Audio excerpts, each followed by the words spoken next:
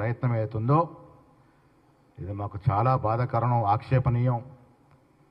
ఈ వ్యాసాన్ని మేము తీవ్రంగా ఖండిస్తూ ఉన్నాం.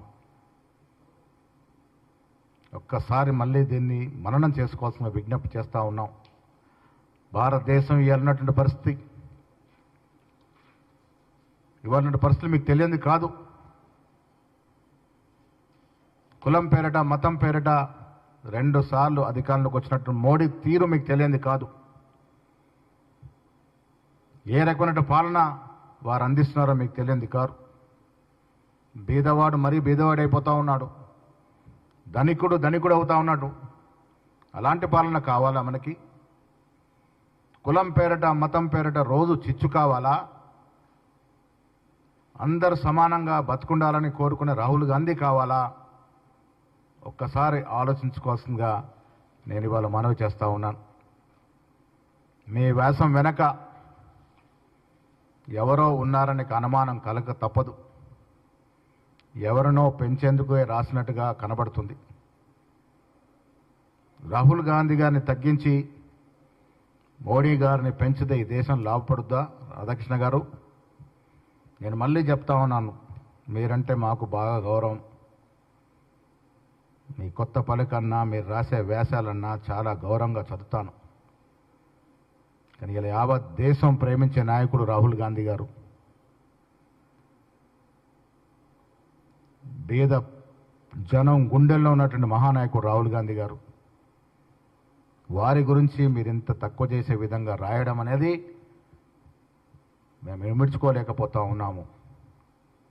ప్రతి కాంగ్రెస్ కార్యకర్త వాళ్ళ బాధతో మరణం పడుతున్నటువంటి సందర్భం. ఈ దేశాన్ని విచ్ఛిన్నం చేయాలనేటువంటి మోడీ,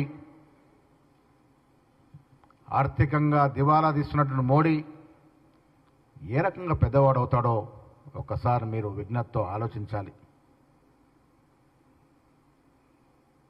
ఇలా కుల సర్వే రాహుల్ గాంధీ చేపట్టడం తప్ప, ఈ దేశంలో ఏ కులం వారు ఎంత ఉంటే వారికి అన్ని ఫలాలు అందించడం అనేది తప్ప, రాహుల్ గాంధీ కోరుకున్నది ఏంటి? అణగారిన వర్గాల వారికి సరైన న్యాయం జరగాలని, వారికి ప్రభుత్వ ఫలాలు అందాలని. అది చేయడం మీకు తప్పుగా కనిపిస్తూ ఉందా? ఇది ఇవాళటి కళ కాదు. రాజ్యాంగంలో అంబేద్కర్ గారు ఏనాడో రాసినటువంటి వాస్తవం అది. ఆ వాస్తవాన్ని వెలుగులో తీసుకొచ్చి ఇలా వాడవాడలా తిరుగుతూ ఆ నినాదం నెచ్చుకున్నట్టు రాహుల్ గాంధీ మీకు చిన్నవాడే ఎలా కనబడుతున్నాడో మాకు అర్థం అవ్వట్లేదు. బీదవాడుగానే ఉండాలా? ధనికుడు ఇంకా ధనికుడే కావాలా? బీదవాడి కోసం సమానత్వం కావాలని కోరుకునే రాహుల్ గాంధీ గారిని ఇంత తక్కువ చేసి చూపించడం అనేది మాకు బాగా అనిపించట్లేదు. కుల సర్వే రాహుల్ గాంధీ నినాదం. ఈ రాష్ట్రంలో రేవంత్ రెడ్డి గారి ప్రభుత్వం కుల సర్వే చేసి వారి నినాదానికి పరిపూర్ణమైనటువంటి న్యాయం చేస్తే, దాంట్లో భాగంగా 42% బీసీలకు రిజర్వేషన్ ఇస్తే, అది చేతగాని మోడీ మీకు ఎలా గొప్పవాడవుతా ఉన్నాడు? రాహుల్ గాంధీ గారి కళని సాకారం చేసినట్టు రేవంత్ రెడ్డి, రాహుల్ గాంధీ ఒకవైపు ఉంటే, అసలు ఈ రిజర్వేషనే పట్టదన్నట్టుగా వ్యవహరిస్తున్న మోడీ గారు మీకు పెద్దగా కనబడతా ఉన్నాడు. బీద ప్రజలు 90% ఉన్న ప్రజల కోసం పక్షాన నిలబడ్డ రాహుల్ గాంధీ గారు మీకు తక్కువ ఎలా కనబడుతున్నారో మాకు అర్థం కానటువంటి ప్రశ్న.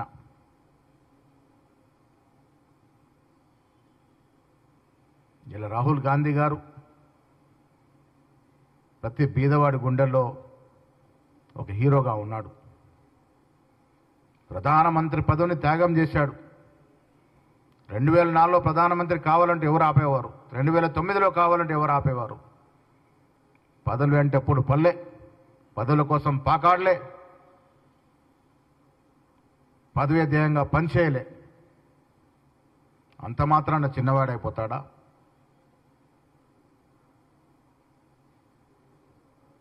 ఇలా కులం పేరిట జరుగుతున్నటువంటి ఓట్లు, మతం పేరిట జరుగుతున్న ఓట్లు మోడీ గెలిచినంత మాత్రాన మోడీని గొప్ప నాయకుడిగా మీరు చిత్రీకరిస్తే అది మంచిది కాదు అన్నా అని మీకు నేను విజ్ఞప్తి చేస్తూ ఉన్నాను. త్యాగదనుల కుటుంబం గాంధీ కుటుంబం, జీవితమంతా త్యాగమే.